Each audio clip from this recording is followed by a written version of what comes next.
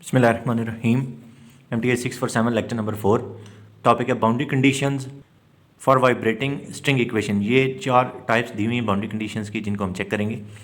पहले ये है कि एंड्स जो हैं उसके x is equal to 0 and x is equal to l और फिक्स्ड वो में फिक्स दिए हुए हैं, यानी कि x अगर आपके पास 0 है तो एक्चुअली आपने बताना है कि उस पॉइंट पे y आपके पास क्या होगा।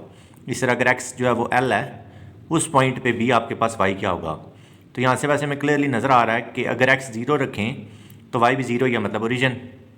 इसी तरह ये जो पॉइंट है ये पॉइंट क्योंकि x एक्सिस पे आ रहा है तो इसका मतलब है यहाँ पे भी y 0 होगा। मतलब कि जब आप x की जगह 0 पुट करें या l पुट करें y भी आपके पास 0 आ जाएगा।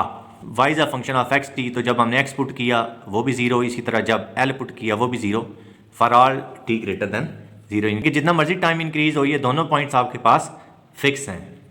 String is fixed at x is equal to 0 and x is equal to l, then its displacement at starting point y 0 t is equal to 0 and its displacement at end point y l t is also equal to 0. Above relation is in function displacement time, यानी कि x displacement t जो है वो time है कि y जो है वो आपके पास function x और t का at starting point x is equal to 0 and at final point x is equal to l. Number 2, initial shape of the string is f of x. Initial shape at t is equal to 0 is given by y at x 0 is equal to f of x. यही जो आपके पास y which is a function of x t, तो हम t की जगह पे जब हम 0 पुट करेंगे तो हमारे पास f of x। अब इसका मतलब ये है कि आप इस कर्व का किसी भी टाइम जब स्क्रीनशॉट, आप ऐसे कह लें स्क्रीनशॉट लेंगे तो आपके पास ये कर्व ही आएगी। मतलब पॉइंट कहीं पे भी जा रहा है, ये स्ट्रिंग जो है इसकी शेप आपके पास एक कर्व ही आएगी। Just put t is equal to 0 in y as a function of x t relation and here f of x is just an expression. Number 3 है initial velocity distribution is gx, इनके में जो given है हमें ये है कि initial velocity distribution gx है। initial velocity at any time t is given by, जब हम डिफ्रेंशिएट करेंगे y as a function of x t को with respect to time तो ज़रा हमें वेलोसिटी मिल जाएगी।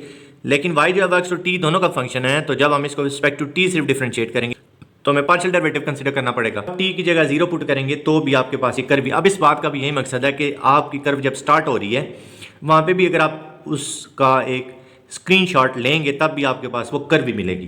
Here velocity is in derivative form and g of x is just an expression. Number 4 ये है कि डिस्प्लेसमेंट एट एनी टाइम या at any instant is bounded.